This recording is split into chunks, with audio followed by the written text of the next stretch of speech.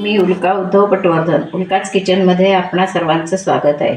मी आज तुम्हाला एक कैरीचं सार करून दाखवणार आहे. म्हणजे ते आपण उकळवायचं नाही आहे, काही करायचं नाही, फक्त हे सगळं मिक्सरला वाटायचं आहे साहित्य आणि गाळायचं आहे आणि छानपैकी प्यायचं आहे.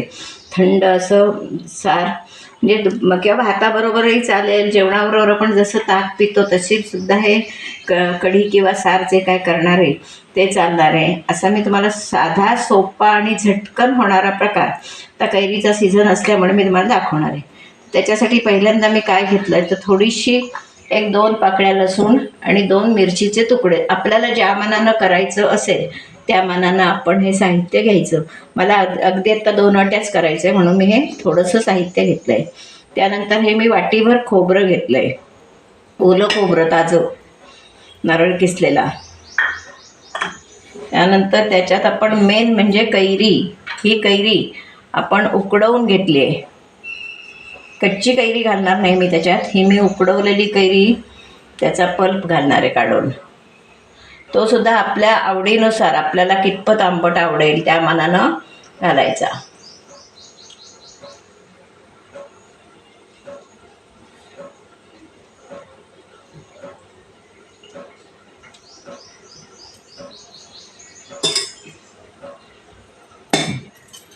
मला वाटतं मला तेवढी बास होईल कैरी, कारण काय थोडंच करायचं आहे.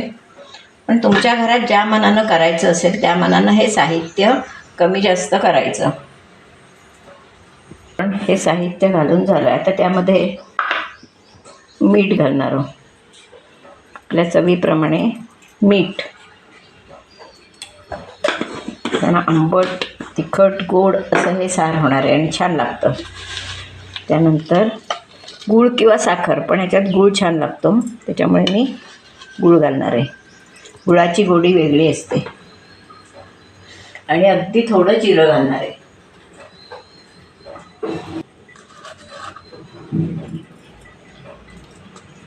त्यात आणि एकदम चवदार असा हा पदार्थ आहे, थोडी कोथिंबीर. आता हे मी सगळं पाणी घालून वाटून घेणार आहे. आपल्याला ज्या मानानं करायचं असेल त्या मानानं पाणी घालायचं. तर मला काय फार करायचं नाही, 1-2 वाटी करायचं आहे, त्या मला वाटून घेणार आणि मग आपण ते गाळून घेणार की आपली कढी तयार. पण हे पांढऱ्या स्वच्छ फडक्यावर चांगलं गाळून घ्यायचं आहे. आपली कढी तयार, खास उन्हाळ्यासाठी आणि झटकन होणारी आणि अतिशय चवीची. फक्त त्याच्यात लसूण वगैरे जी घालतो आपण ती एकदम कमी प्रमाणात घालायची.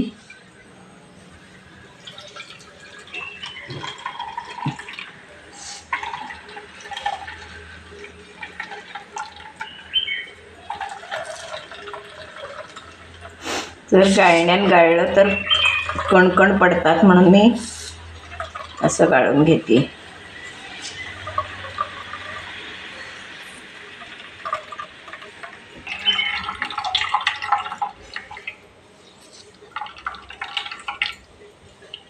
एवढा अशी आपली ही सुंदर कढी. कलर पण बघा किती सुंदर आला आहे तो.